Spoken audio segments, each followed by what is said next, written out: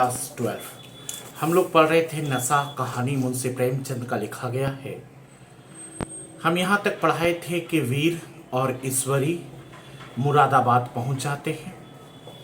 वीर के पोशाक को देखकर, वीर के लिबास को देखकर जो ईश्वरी के लेने के लिए दो भद्र पुरुष आए थे और उनके साथ जो 5 बेगार आया था, तो दोनों भद्र पुरुष वीर के पोशाक देखकर सोच रहे थे कि हंस के साथ कौवा कौन है।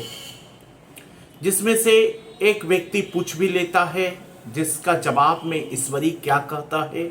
ईश्वरी कहते हैं कि ये महात्मा गांधी के भक्त हैं, लेकिन ये देखने में ऐसे हैं और लेकिन इनके पिताजी की आमदनी 2.5 लाख सालाना है। राम हरख बोले, अमीरी का ऐसा स्वभाव बहुत कम देखने में आता है, कोई भाप नहीं सकता। रियासत अली ने समर्थन किया और कहा, अपने महाराजा चंगाली को देखा होता तो दांतों तली उंगली दबाते। एक गाढ़े की मिजई और चमरौधे जूते पहने बाजार में घुमा करते थे। सुनते हैं एक बार बेगार में पकड़े गए। उन्होंने 10 लाख से कॉलेज खोल दिया।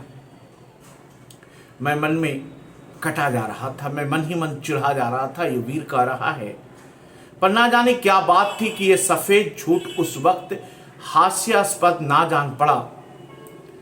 उन्होंने प्रत्येक वाक्य के साथ मानो उस कल्पित वैभव के समीपतर आता जाता था। मैं साहसवार नहीं हूं, बहुत बड़ा घुड़सवार तोता नहीं। लड़कपन में कई बार लद्दू घोड़े पर सवार हुआ था।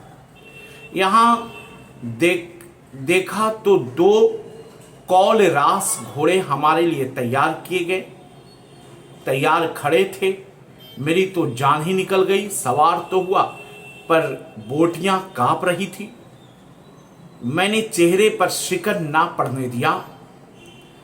घोड़े को ईश्वरी के पीछे डाल दिया। खैरियत तो यह हुई कि ईश्वरी ने घोड़े को तेज ना किया, वरना शायद मैं हाथ पांव तुड़वा कर लौटता। संभव है ईश्वरी ने समझ लिया हो कि वो कितने पानी में है। ईश्वरी का घर क्या था?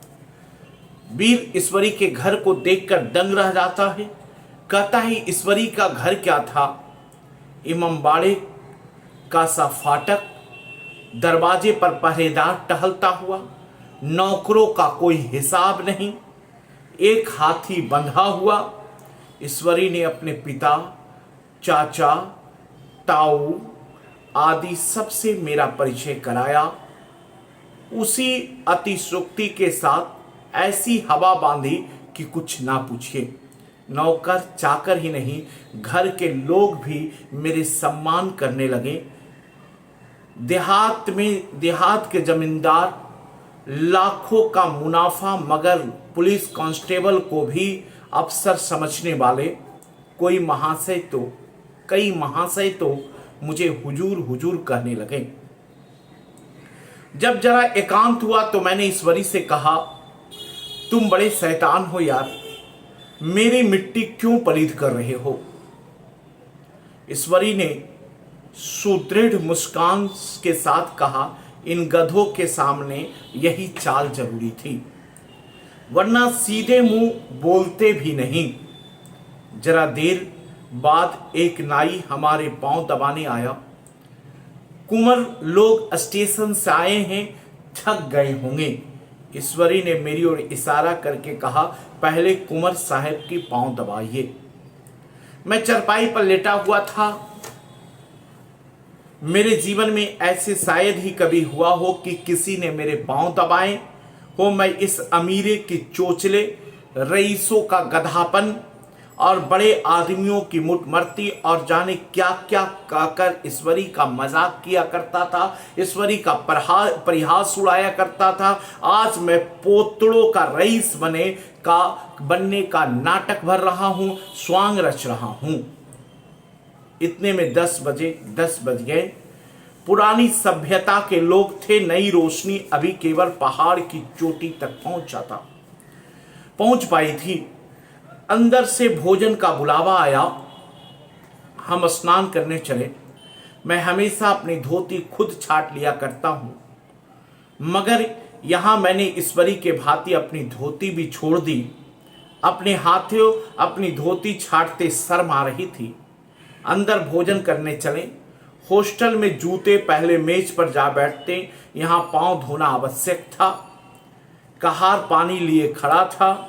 ईश्वरी ने पांव बढ़ा दिया, कहार ने उसके पांव धोए, मैंने भी पांव बढ़ा दिए, कहार ने मेरे पांव भी धोए। मेरा वो विचार ना जाने कहां चला गया था। तो आज हम यहीं तक पढ़ते हैं। नेक्स्ट क्लास में फिर आगे देखते हैं कि ईश्वरी के घर में वीर का स्वभाव किस तरह था।